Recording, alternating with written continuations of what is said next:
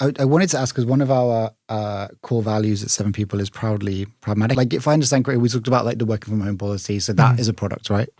Could be.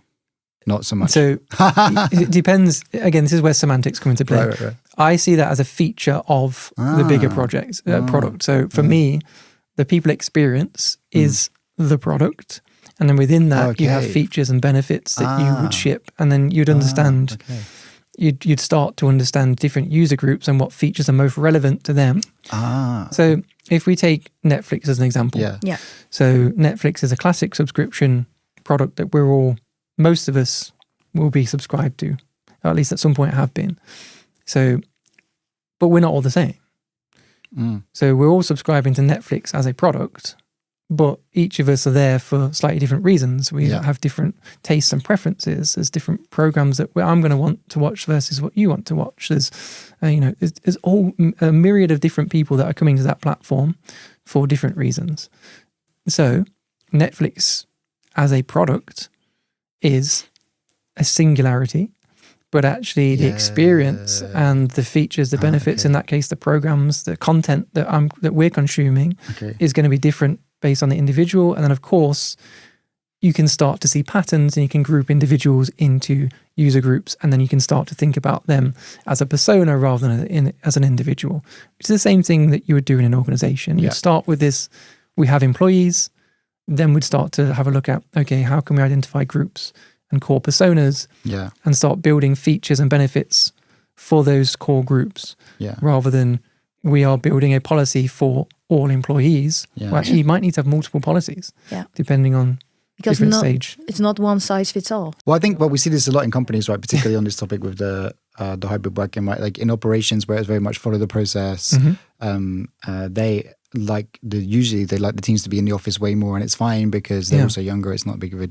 deal. But then for the engineers, we want them to be creative, and then we're way more flexible with them because they have to solve a problem. So when they're actually sat at their desk, doesn't really make a difference on when the problem is solved. 100%. So I see that for sure. But this is really interesting because I was thinking more like, let's say in the performance example I used earlier, I thought like the performance cycle was the product, but now you're saying that's a feature of the bigger product, which is the people experience. From the way that I position it, it doesn't mean it's the only way. But so you could treat individual programs as product and just run a product cycle around them. But I think what you do there, if you run the risk of disconnecting and siloing the individual products. In that case, if you're treating them all as individual products, they're now siloed. Whereas if you're considering the end-to-end people experience as the product, and those performance management is just a feature and benefit within that you can improve and tweak and personalize based on user group, it becomes a very different thing, because you can then connect how does the performance management link to our onboarding and retention and all of the other things, and how do we use parts of that to drive advocacy? And you can start to link things much more clearly when you see the experience of work as a subscription product. How nerdy can we go here? I'm conscious of time as well. I also have another question, but I do like to go a bit nerdy, to be honest. I'm totally into your story. So work is a multi-sided product. So that means that you have different users interacting with the product that are extracting and providing different value. So again, another example of a good multi-sided product would be Uber Eats, right? That's the platform. The platform is the product. But there's like 3 core users of that. So you've got the person who's ordering the food, the eater, let's call them. You've got the restaurant outlet, the food outlet that are creating the food. And you've got the driver that are getting the food from restaurant to eater. The eater is bringing value to that product because they're putting money into it and they're creating demand. The restaurateur is taking money because they're receiving money in exchange for the food and they're providing the food to the customer. The rider is being paid for that transaction and is taking the food from the restaurant to the end user. Like, they are all 3 of them are extracting value and adding value to that product ecosystem in that multi-sided way. And it's very much similar to how we experience work. There's different end users, different customers, but they're all interacting with a single product, which is work, but they all experience it very differently. And there's different features that are more relevant to each one. And you're going to have to tailor the experience that each of those has relative to their needs of interaction with that product. But then the question sometimes you get also from leadership that things get a bit complicated or something. Because for me, I'm like thinking again about the working from home policy. I'm sorry. But then I'm like, okay, so then I have 5 or 6 different flavors for different groups. And how do I keep the overview? I think in this example, it's not necessarily different flavors. It's just like different features affect different people. And I think, like for example, if we look at the salary house, right, the salary scales, and we always have the conversation, do we share that with the employees or not? And actually sometimes it's not really relevant for them for one person to know what the salary, if I'm working in tech, what the salaries look like for marketing, or even understand what the salary scales look like in my team at all. But that's very important for the finance team to do the budgeting. Do you see what I mean?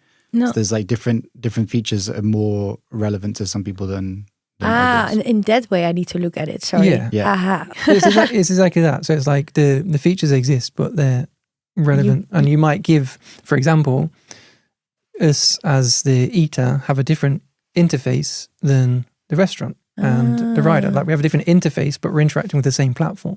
Yeah.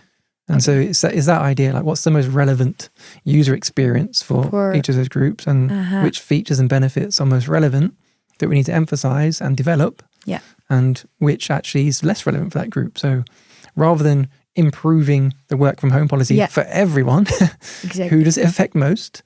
Which users are most affected by that? And let's make sure that we improve the features and benefits for that end user group. And yes, if we do that, there's probably things that we can then ship to all users which are going to be useful. But that's not who we're solving for. No. Does that make sense? Yeah, that makes a lot more sense. It was for me difficult to translate the example to HR. I feel like I need to keep caveating that. It can get quite technical. Yeah. But that's purely because I love it, and I'm a nerd. So I'll go deep on this stuff. But really, I want to make this accessible. So don't worry about, because you'll learn the technical language, you'll learn all this stuff, and you'll go down as many rabbit holes as you want to go down.